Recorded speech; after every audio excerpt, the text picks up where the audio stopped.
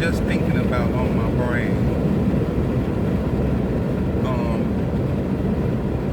The fear that white people, white America, not just white people, not all white people, again, not all, but the fear that, in particular, older generations of white people have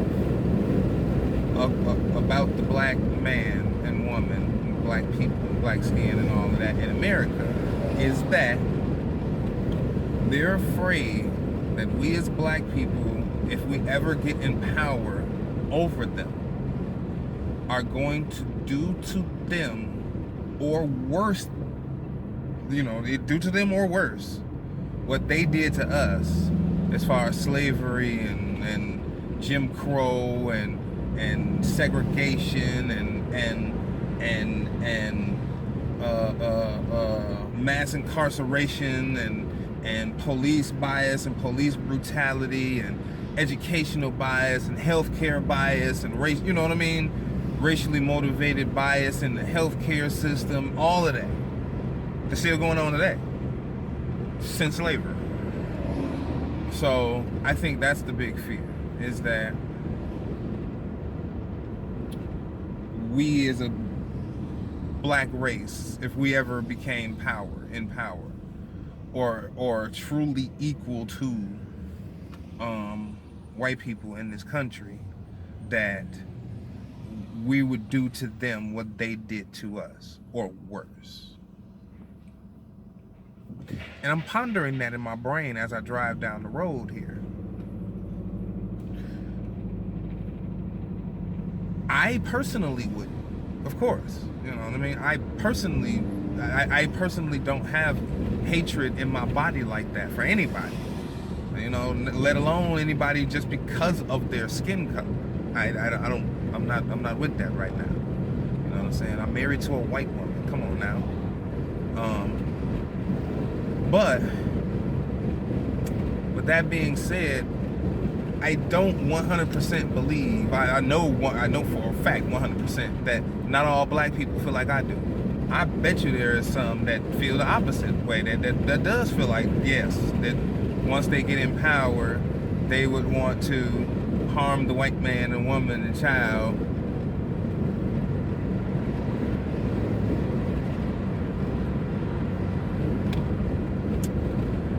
Harm the white woman and man and child in this country, or oppress the white woman and man and child in this country just as bad as we were. And have been, and still are. I know that not everybody agrees with me that at this point in time we have a crazy unity between the races, in particular white people and black people. Yeah, there's still a big divide because there's a bunch of white people that can't stand our black asses still. But we have also never seen the unity where there's a bunch of white people that really were indifferent to us, that seen and were woken up by the George Floyd, and it was finally something that woke the indifferent white people up. You know what I mean? And now they're understanding that, oh, you know what? This is what they've been saying. This is what they've been talking about for however long has been going on now. Oh, we get it. That's bad. You all should stop. We should stop. Let's listen. Let's figure out how to change and reform this, because it has never been my intention. So, I mean, I think it's good though. Let me put the air quotes up like I don't believe it, but I really do think it's a good thing, and I've never seen this level of unity right now in our country that's been going on over the last few weeks, as far as between white and black people. Hispanics too, to a certain degree. Actually, yes, Hispanics too. Now that I think about it, white, black, and white and black and Hispanic relations, or black and Latino relations, have been better, I believe, after the fact. Now, they're, like I said, the hate groups are gonna hate. People that hate, they gonna hate. But now you have less opponents on the side of hate and more allies on the side of unity. That's what I believe. And that's on both sides. You got white people that they gonna hate, and they gonna hate, and they gonna hate, and they gonna try to recruit hate for as long as they can. But you also have black folks that are out here talking reckless and talking stupid and want to go kill whitey and all of that, and circulating a bunch of propaganda bullshit too. You know what I'm saying? A bunch of fucking nonsense, a bunch of counterproductive ass nonsense. You know what I mean?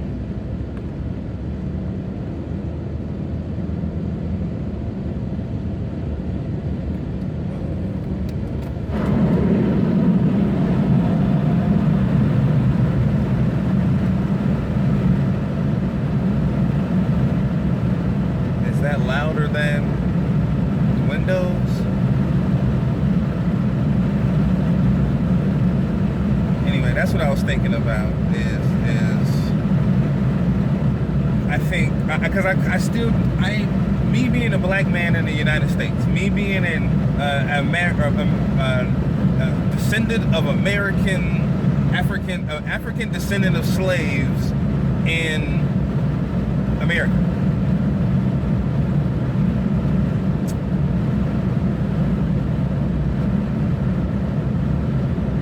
Why? Why does the darkness, the brownness of my skin determine my worth?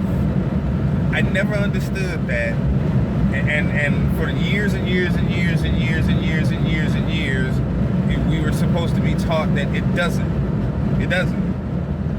You know, my mama did an excellent job with raising me to believe in the content of my character instead of the color of my skin, but always be proud of the color of my skin.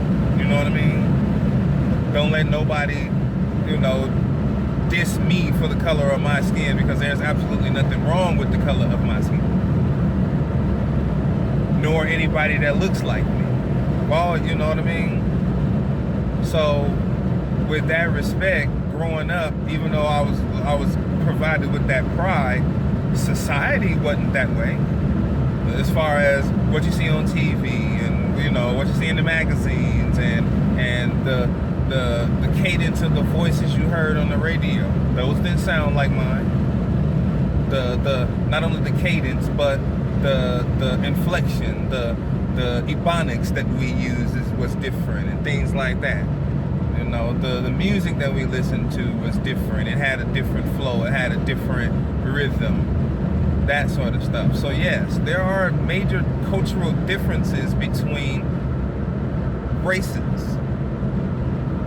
However, why does those cultural differences that happen to be for the race that I represent make me less than?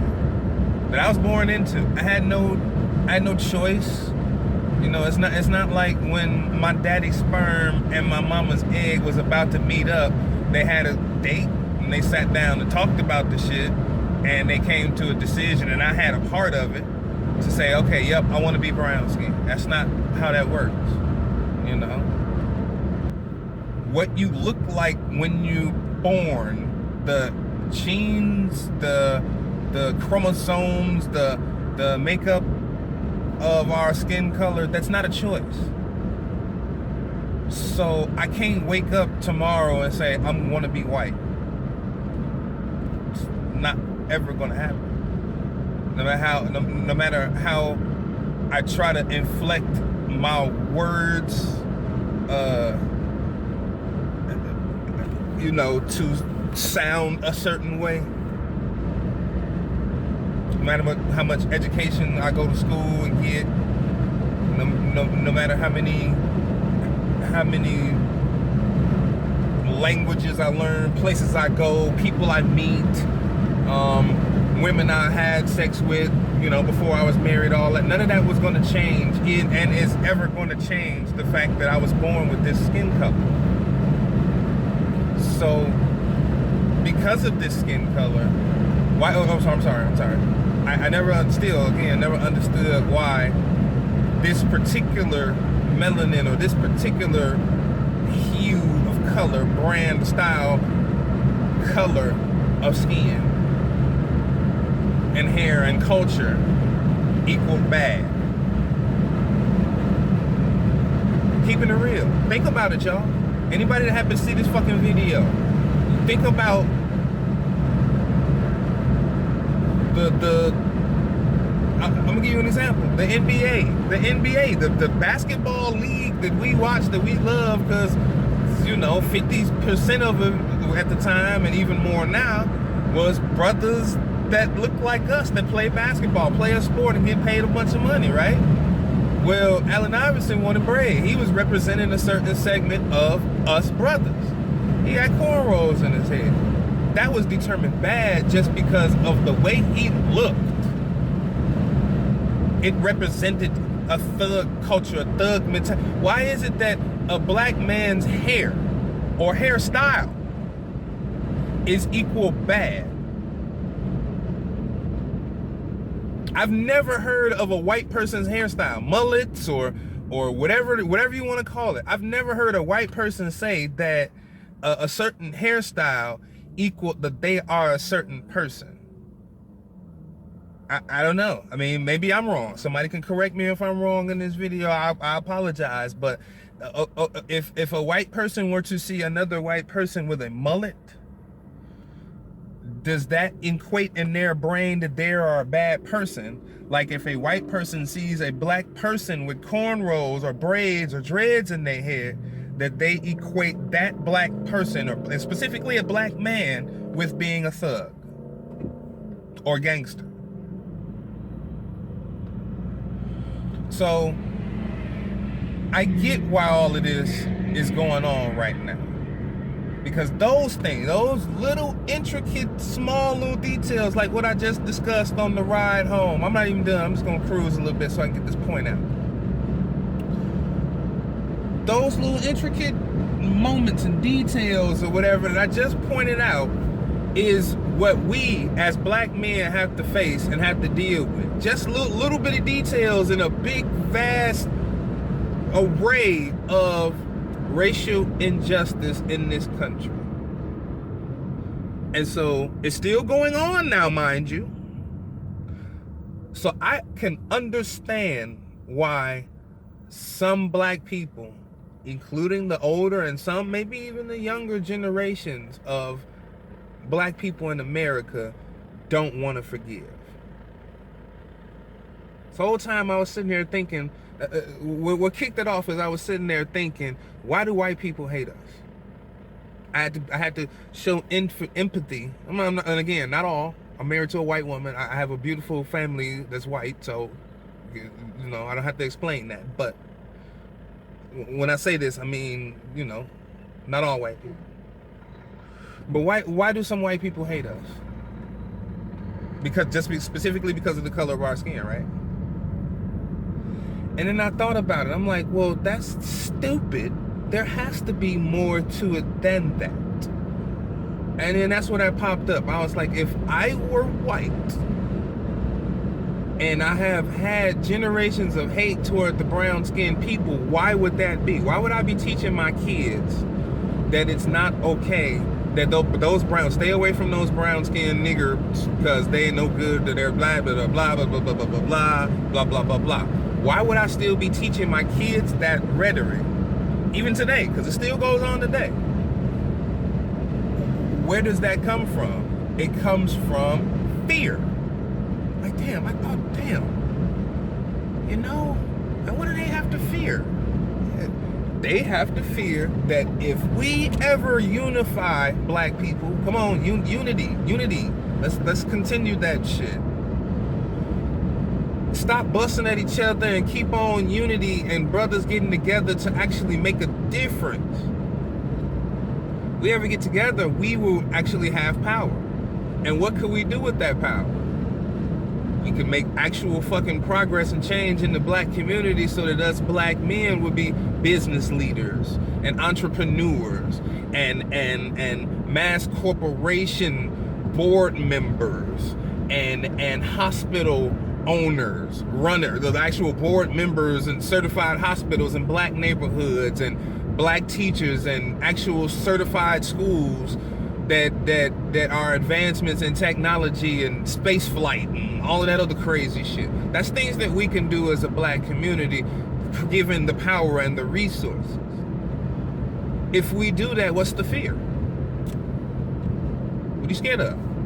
You scared that we gonna get in power and flip the script, gonna do to y'all what was done to us, or even worse.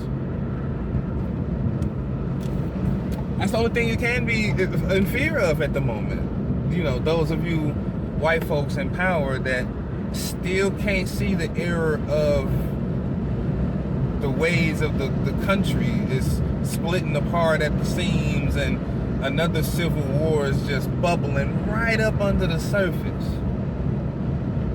I think there's actually people that are in favor of that, to be honest with you, but how do we change this shit? How do we change where I'm not looking at myself thinking that everyone is looking at me like a criminal, and everyone out here isn't looking at me like a criminal just because of two things: my dark skin, my dark skin and my long hair, or my dark skin and my choice of clothing, or my dark skin and not my choice in the way I choose to style my car. How do we change that? Power. Money, power, respect. It's key to life. Ain't that what the Locks told y'all? Ain't that what Biggie and Junior Mafia and the Locks told y'all? Money, power, respect. That's the key to life.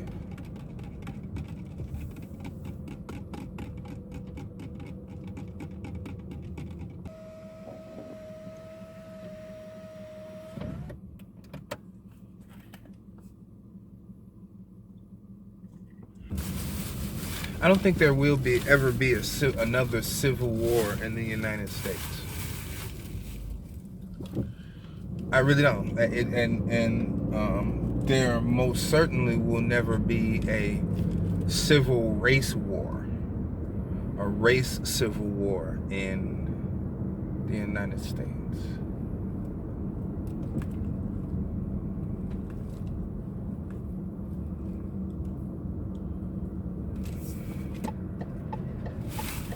This is my opinion.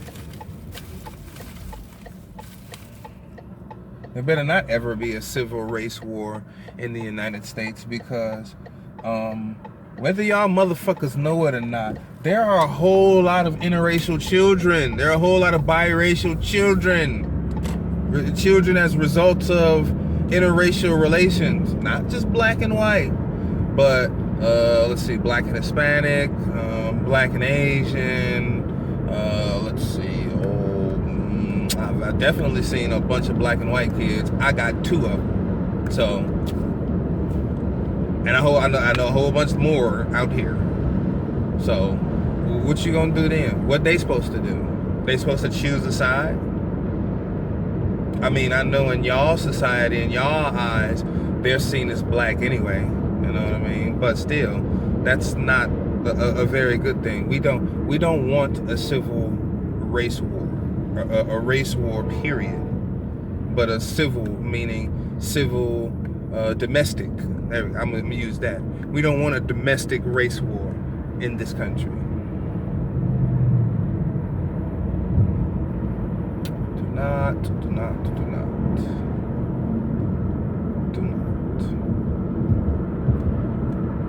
I don't think it's ever gonna happen anyway, though. Too many more determining factors would need to happen in order for that to actually happen. To be honest with you, It would have to be a spoken war. Like literally, it would take for a general or a president or a conglomerate of corporations to speak it out loud and say, we are declaring war on Black America. Because until that actually happens, it's going to continue to silently happen. That's why we keep speaking up about it. But if that were to happen, if those words were to be spoken by someone with power, then yeah, there would be an actual domestic race war in this country. It sure would be.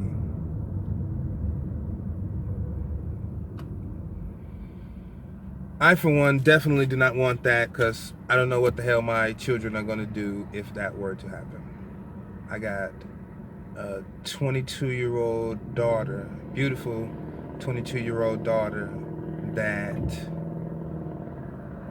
is down in Arizona with her white boyfriend, and him and her are doing excellent work down there, and they're living excellently down there. And I'm very proud of her. She is biracial. Her mother is Caucasian. I have a beautiful 11-year-old daughter. She's about to be 11 soon, but she's a beautiful 11-year-old daughter. Her mother is all black. So I'm black, she's black. 100%, 100%. So therefore, she herself is 100% black. And I have a son, about to be 4 years old next month. He is biracial.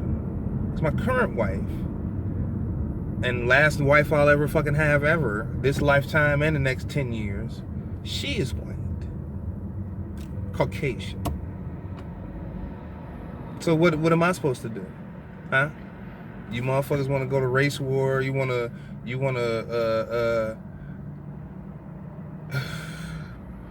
divide the country upon racial lines? Well, there are a whole lot of people out here like me that don't subscribe to your conventional lines of either black or white. What they supposed to do?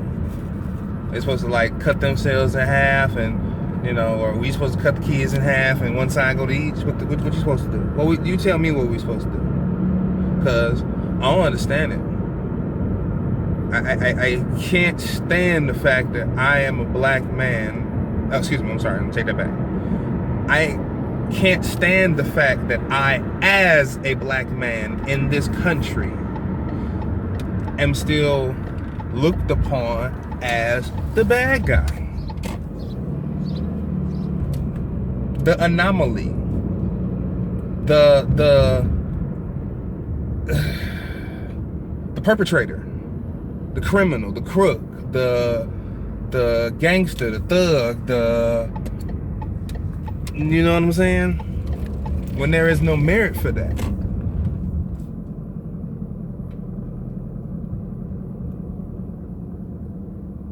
And not just me. We, as black men, that's the general consensus when society comes to a general conclusion of what their citizens are.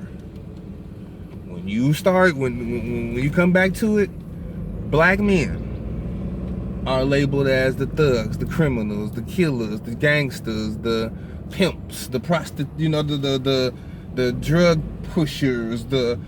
That's all we're looked at. We're never looked as the doctors, the coaches, the lawyers, the janitors. Hell, or I'm not even calling the janitor, the maintenance man. You know what I'm saying? The maintenance technicians, the sports medicine doctors, the general practice doctors. We're never looked at as that, and I want to change that. So, in conclusion, that was it. I was just thinking, what's the fear for? The fear is retribution. The fear is revenge. The fear of revenge is what it really boils down to, Rodney. And even though I don't want revenge, I can't fault and be mad at some of my brothers and sisters that do want revenge. Or should I be mad at them because they fucking up the program just like the opposite side is fucking up the program? So yeah, I can be mad at both of y'all because you just as evil as they are if you want to do to them as worse or just as bad or worse than what they've done to you. Y'all both are evil. How about both of you stop fighting? Stop hating us for whatever fucking reason, whatever we don't understand. Stop hating us and stop wanting to destroy them for hating us.